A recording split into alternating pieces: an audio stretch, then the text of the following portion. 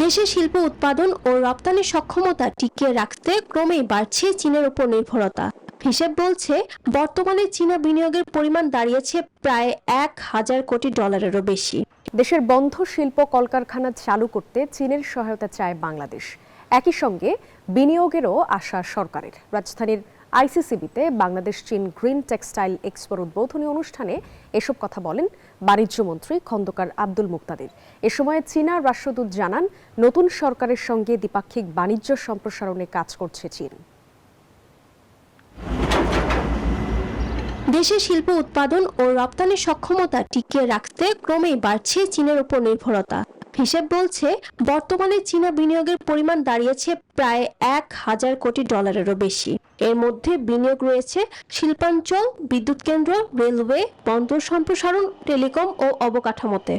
Spanish digital print tiles, ATI tiles, এক টাইলসে জীবন পার। আগামীতেও এই ধারা অব্যাহত রাখতে চীনের সহায়তা চায় বাংলাদেশ। বৃহস্পতিবার রাজধানী ইন্টারন্যাশনাল কনভেনশন সিটি বসুন্ধরায় বাংলাদেশ চীন গ্রিন টেক্সটাইল এক্সপোর উদ্বোধনী অনুষ্ঠানে বাণিজ্যমন্ত্রী বলেন, অতীতের ন্যায় উন্নয়ন সহযোগী চীনকে পাশে চায় বাংলাদেশ। There are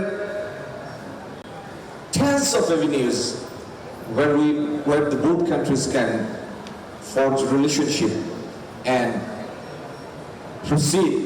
অনুষ্ঠানে নবায়নযোগ্য জ্বালানি খাতে বিনিয়োগ করতে চীনের সরকারের প্রতি আহ্বান জানান বাণিজ্যমন্ত্রী। এ সময় নতুন সরকারের সঙ্গে দ্বিপাক্ষিক বাণিজ্য সম্প্রসারণে কাজ করার আশ্বাস দেন চীনা রাষ্ট্রদূত।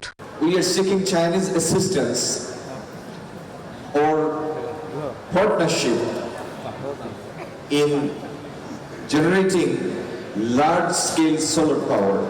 China has already granted zero tariff treatment to 100% of the textile item of Bangladesh products. 3 দিন ব্যাপী এবারের প্রদর্শনীতে অংশ নিয়েছে চীনের 60টি টেক্সটাইল প্রতিষ্ঠান। তুলে ধরা হয়েছে প্রতিষ্ঠানগুলোর সর্বাধুনিক পণ্য ও প্রযুক্তি। প্রতিদিন সকাল 10টা থেকে সন্ধ্যা 7টা পর্যন্ত উন্মুক্ত এই প্রদর্শনী আগামী 16 মে শেষ হবে। ফারজানা রিয়া, নিউজ 24, ঢাকা।